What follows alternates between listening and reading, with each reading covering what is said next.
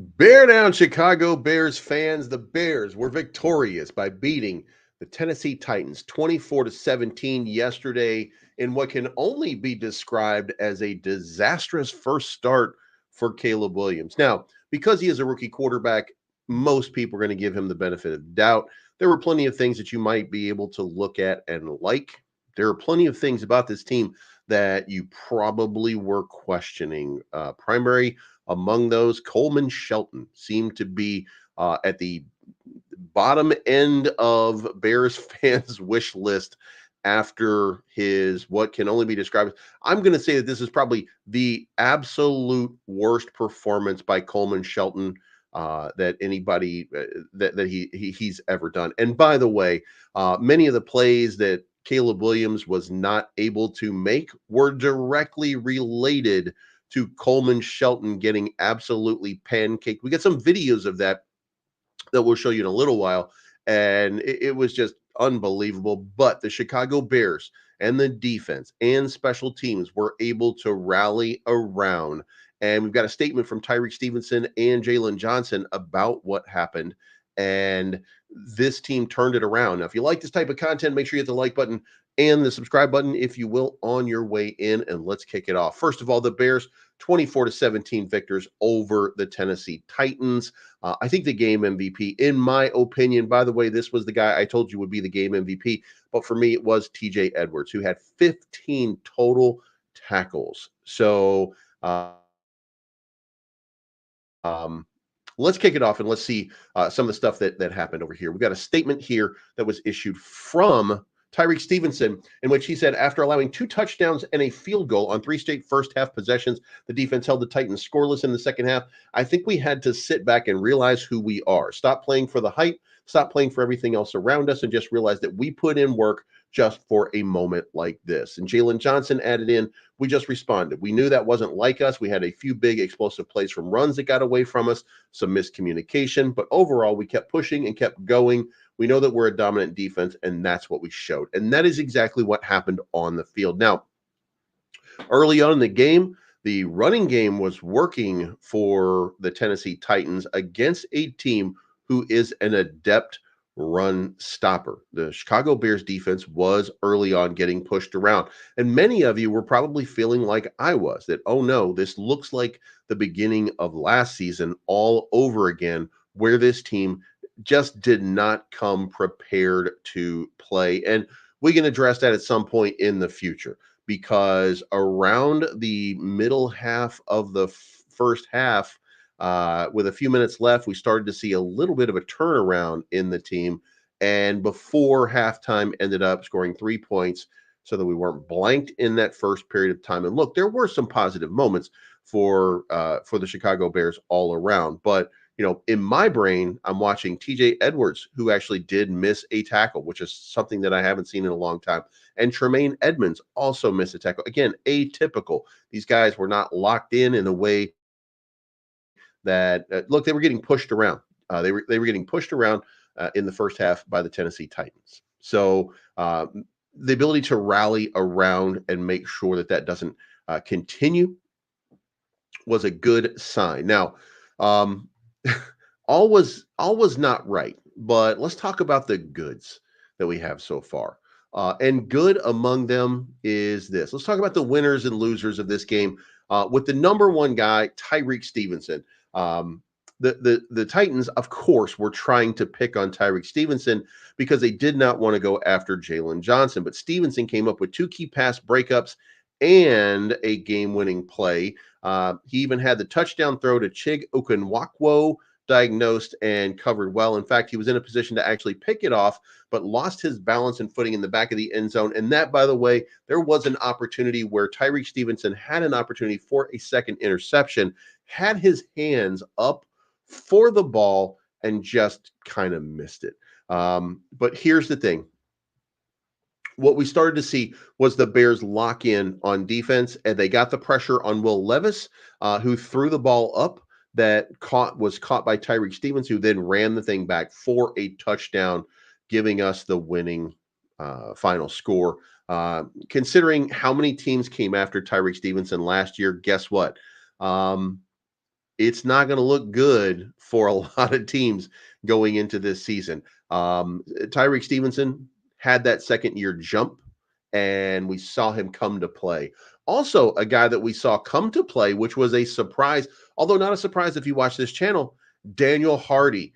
Daniel Hardy got after it. He had a blocked punt, which Jonathan Owens ran back for a touchdown, but he also had a special teams tackle. This guy was an undrafted player who barely made the roster, and guess what? He was made active, and Dominique Robinson was put on the practice squad. Despite that Dominique Robinson made the team, we saw a switch. Daniel Hardy ended up being the starter, and I think the Bears recognized that they had made a mistake with their moves and brought in Daniel Hardy, who immediately became an impact player.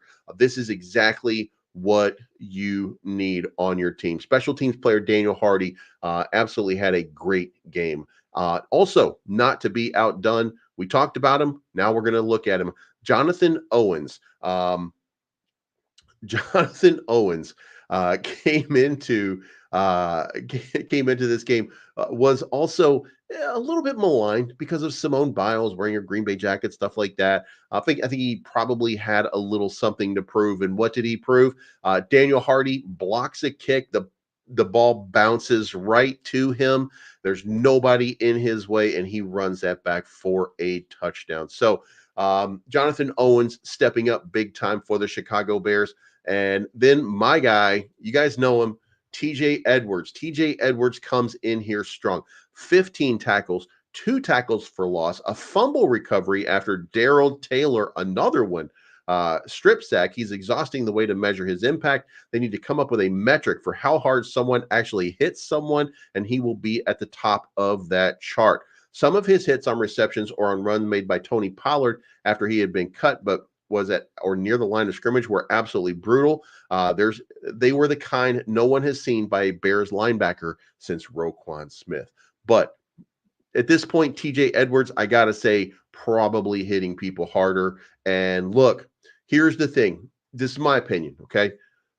The Bears wore the Titans down with hard-hitting defense, and they pushed the team to perform better. And look, the one thing that you were looking for was this team to rally, and TJ Edwards gave them a point of rally. He was there. He was making plays. He was all over the field. There was somebody else all over the field we'll get to in just a moment. But right now, we're going to talk about DeAndre Carter.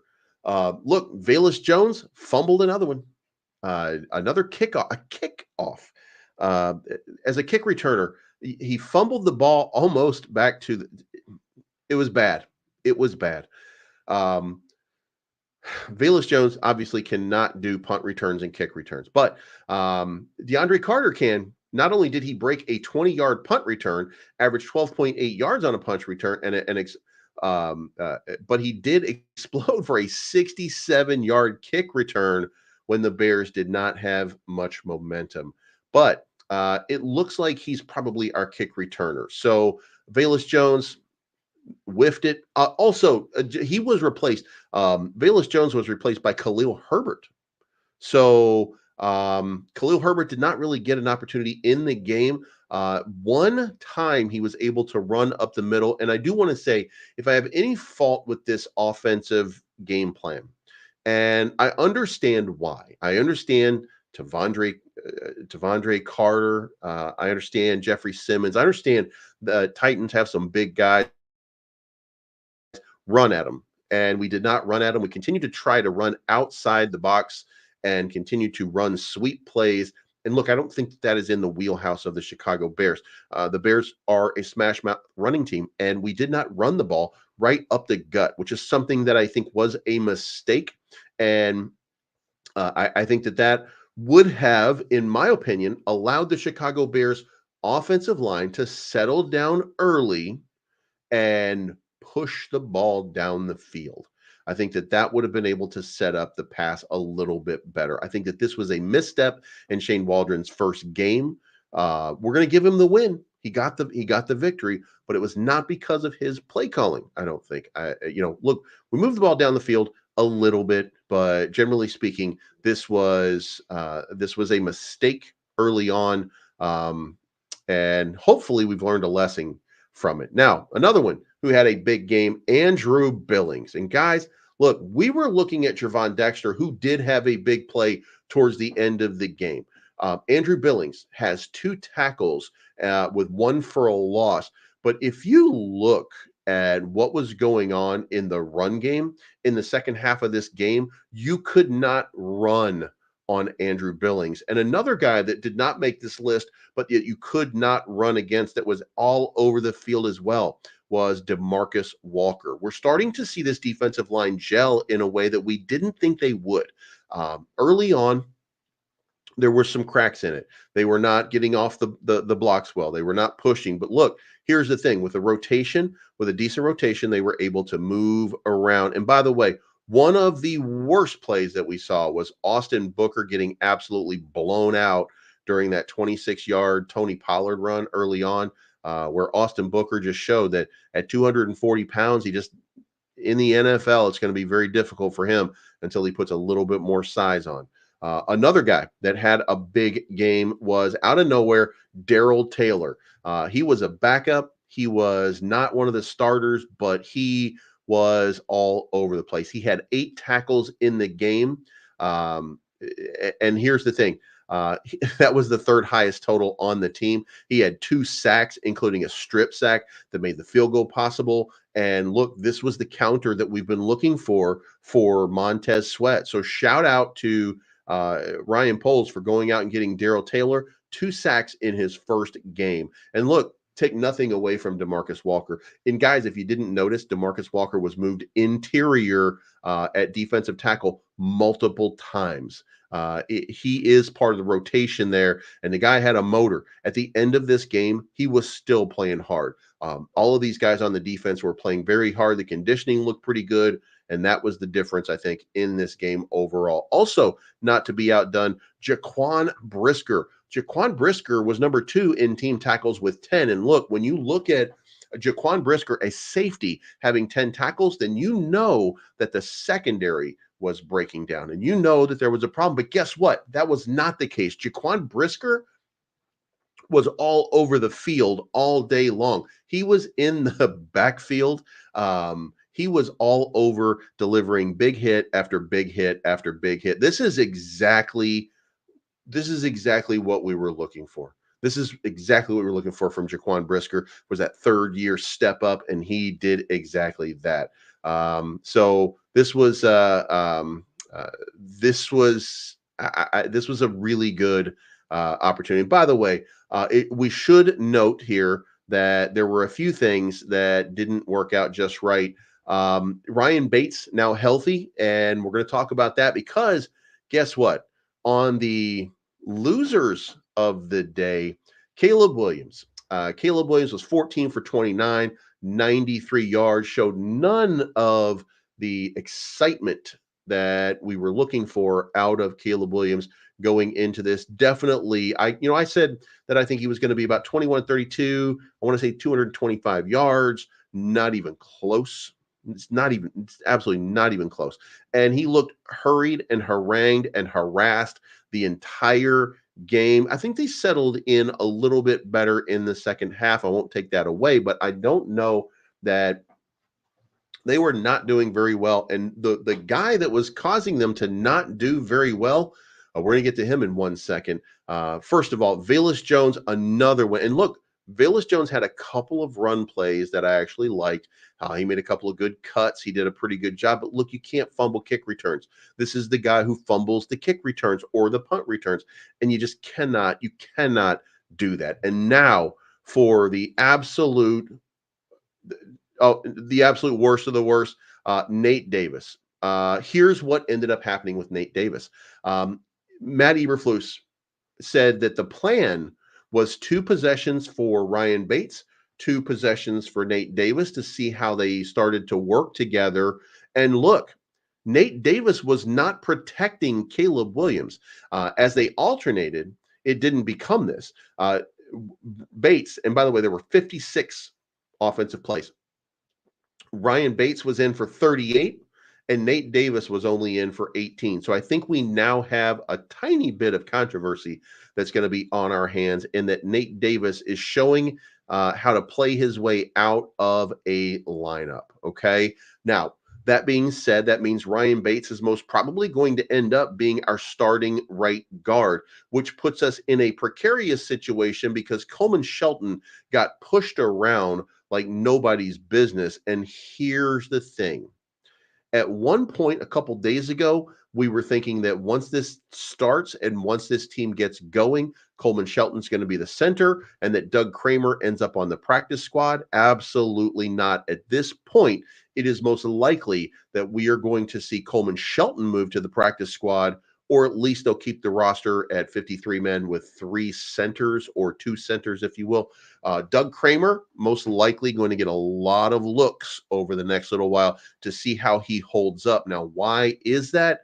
Well, first of all, let's finish on Nate Davis. Nate Davis did not have a great game at all. And look, when you're right next to the guy who's the worst offensive lineman on the field, and you're not shoring up your part, then that's a problem. And by the way, one of the important parts is I want to point out there was a play where, and I think you guys saw it, we saw, I mean, a lot of us saw it, and we saw a stunt blitz that came from the middle that Coleman Shelton did not pick up. When that happened, the reason that that happened was because Nate Davis was not protecting, and Coleman Shelton moved over to help Nate Davis with protection, and that's why he got whiffed on, was because Nate Davis was struggling. Ryan Bates did not struggle that way, but the guy with the absolute worst performance on this team was Coleman Shelton. And look, I got a couple of plays here that I'm gonna show you, and look, it's not good. That's all I can say here. So this is Davis right here. And you can see right here, this is the play that I'm talking about. The play gets snapped. And as you see this play start to develop, you can see that right here, you've got Nate Davis right here, and you've got Coleman Shelton. Well, as this play starts to break up, and this is a stunt blitz, and you see the break right here, and you see they go after Jeffrey Simmons, right? And Coleman Shelton moves all the way over, and he goes after right here. He's going after Jeffrey Simmons because 2 is not enough. And guess what happens? We get the stunt blitz right here. Coleman Shelton's responsibility right there is to cover that number 55. And instead, they're blocking Jeffrey Simmons. And you can see that he leaves an open lane right to Caleb Williams. That is not what you want to see. And you see Coleman Shelton coming after it right afterwards. That is not how you defend your quarterback at all. Also, you have this one, which is just, look, there's no excuse for this one either. Now, I want to get back here just a second. Now, we've got Coleman Shelton getting ready to snap the ball. And what do we see here? We see the snap and number 53. This is a linebacker. Okay, this is a linebacker against an NFL center. And the ball gets snapped. It comes right to Caleb Williams, number 53. Look at this. Just absolutely knocks him down. Now, as you can see over here, let me point this out. Right there, you can see Tevin Jenkins right here, and you can see their feet getting caught up. Tevin Jenkins has his stance out here where he's tripping Coleman Shelton. So there is, this is not 100% Coleman Shelton's fault. However, he gets absolutely blown up right here. And what happens? The ball gets tipped up in the air. And now, luckily, nobody catches it. But, it's plays like this. Like, we've got to have better protection. So let's not put it all on Coleman Shelton.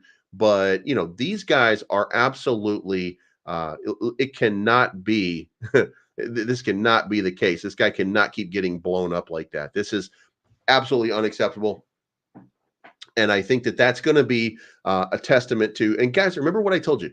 I think Doug Kramer had a great preseason, and that maybe he was going to be that guy. We stuck with Coleman Shelton. I think they're early on going to look at it and say, well, you know what? This is not really the move for us. So let's keep going here, though, and let's talk statistics here. Caleb Williams, we said that before.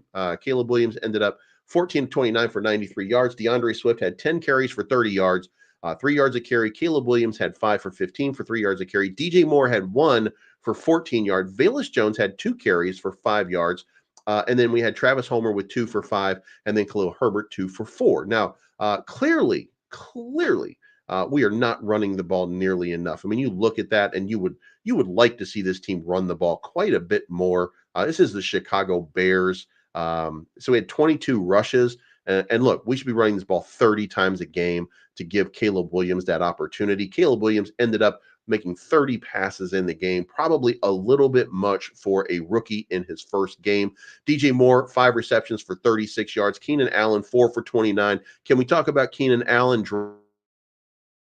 dropping a touchdown, a sure touchdown? Roma Dunze had 1 reception for 11 yards, which was off of a carom.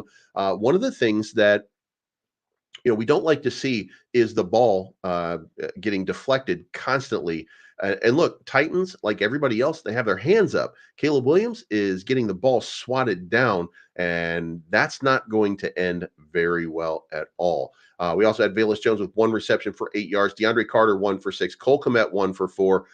And Gerald Everett, 1 for -1. So let's just kind of break this down. First of all, we did have a problem with protection. So we'll stick with saying that. But look, we had our actual receivers here, DeAndre Carter, Cole Kmet, Gerald Everett, not get involved in the game. DeAndre Swift, the guy who we brought over here to catch balls out of the backfield, no receptions. Okay, so Shane Waldron, whatever this game plan was, is going to need work. And look, I don't have any question about the future. I see enough from Caleb Williams to know that this guy is special. I understand it. I understand what people are saying when they say that. I did not in the beginning. I'll be honest with you. I was not a fan, but I see it. I see it on the field, so I understand. But I don't think that Shane Waldron called a good game at all. Now, I don't have a huge problem like Luke Getsy.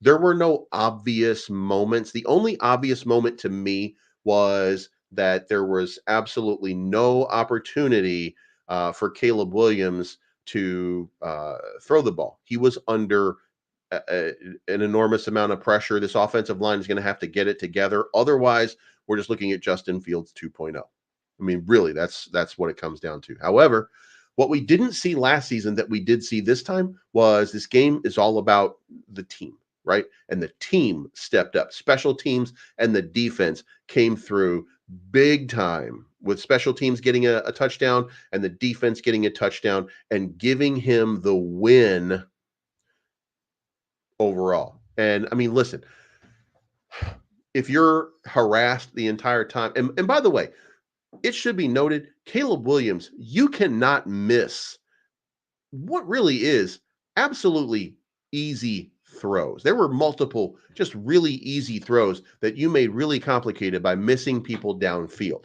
Now, will that continue? No. He's a good player and he will get it together. However, he was fortunate that his lack of, let's just call it, his lack of explosive plays, his lack of getting after it, did not screw the team. They came through, they won. So we'll take the victory. But TJ Edwards, 15 total tackles. Darrell Taylor, 8 tackles and 2 sacks. Jaquan Brisker, 10 tackles. Jalen Johnson, 3 tackles and an interception. We had Gervon Dexter. Gervon Dexter, by the way, at the end of the game had 4 total, and he had a sack. And look at Gervon Dexter was getting after it. Kyler Gordon had 4 tackles. Tyreek Stevenson, 4 tackles and an interception. Tremaine had 4 tackles. Montez Sweat largely kept in check, but he was providing pressure. We should say this, by the way. Even though Montez Sweat did not have a banner game, he was in there getting pressure on almost every play. Now, shout out to Will Levis. Will Levis, by the way, if you look at the stats here, 19 of 32, not horrible as far as completion. That's actually about 59% right there. 1 touchdown, but he had 2 interceptions. So, and here's the thing, he was making very quick reads and very quick throws. Okay. He was doing a pretty good job. So, Montez Sweat was not able to get to his spot. And Calvin Ridley, 3 catches for 50 yards. Respect, man, respect. So there were a lot of opportunities to just get nervous. And Just B says Taylor is our other defensive end. Now, look, I think it's still Demarcus Walker because yes, you're right. I do agree. But look, Demarcus Walker, even though he had only one tackle, go back and watch the game. Demarcus Walker was all over the field and he was a disruptive force. Just like Montez Sweat, it didn't show up in the stat line, but you could see Montez Sweat getting penetration. You could see Demarcus Walker getting penetration. They were just able to get some passes out. And look, 2 interceptions says they weren't doing a great job, but they were doing a good job. And then as you go down here, you can see there's some people that just didn't really register anything. Kick returns, DeAndre Carter had one for 67 yards, so he's probably going to be the kick returner. Five punt returns for 64 yards, averaging 12.8. Man, whew. Cairo Santos, and then of course we had the 2-point conversion. And then Legatron himself, the crocodile punter, whatever you're calling him right now, averaged 45 yards off of 6 with 3 inside the 20. So overall, I think the Chicago Bears had a really good start to their season. This is the spot here where we have to take a step back and we have to consider. I think the simple answer is this: what do we do about Coleman Shelton? It is becoming clear. And look, it's not 100% clear. I mean, it should be fair. It should be fair for us to say that, maybe this is just a bad game. Maybe we were looking at a play right there where he was tripped by Tevin Jenkins, and maybe they will work it out. They haven't been playing together long enough. But I felt like too many times Coleman Shelton was getting pushed around just a little bit. Now, let me also say that Coleman Shelton was a starting center on a Super Bowl winning team. So I do think that he knows how to do his job. I don't think that he's too old to do his job. So let's chalk this one up to, maybe he just had a bad game. And we'll see what the Bears say coming out of this. We'll see. But I do think that something's going to have to improve. Otherwise, we're not going to win the games that I told you we were going to win. However, we started off 1-0, which means that we are only 12-4 left to go, baby. 1 win down, 13 more, 14, 12 more. God damn. Math, whatever. So, when it mattered, who do we have that stepped up?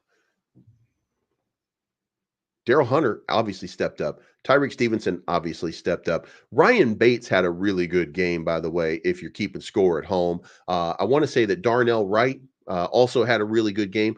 Braxton Jones, despite that one penalty on Braxton Jones, I think Braxton Jones also had a good game. So when we start to break this down, Nate Davis and Coleman Shelton were the problems. And the question is, will this team fix it? But when you start to break it down, you start to look around this team, there's a lot to like. So I think we're going to be just fine. And here's the important part. This team will only get better. Roma Dunze will only get better. Caleb Williams will only get better. We have a very young squad who's ready and hungry to win. So it is my opinion, my medical opinion, that the Chicago Bears are going to go 4-0 in these first bunch of games. Next week, the Texans. And this is where the quote-unquote rubber hits the road, of course. Then this is where we're going to see what the defense is really made of. And we're going to see whether or not Shane Waldron can recognize some of that deficiency and start to call up the middle run plays. Give this offensive line an opportunity to be the offensive line that they were last year, at least at running the ball, if not pass protection. If we can run the ball, then that allows us to do so much more.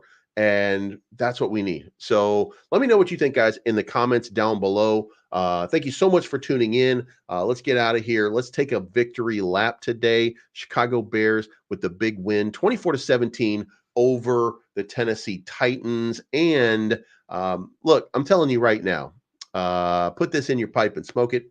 They're going to beat the Houston Texans. Now, you might be on the fence about that, or you might be thinking, I hope we win, but I don't think that we are. We are. This is the Chicago Bears of 2024, not 2023. Anyway, let me know what you think in the comments down below. Bear down, and F you, Green Bay. Your time is coming very, very soon. We'll talk to you again very, very soon.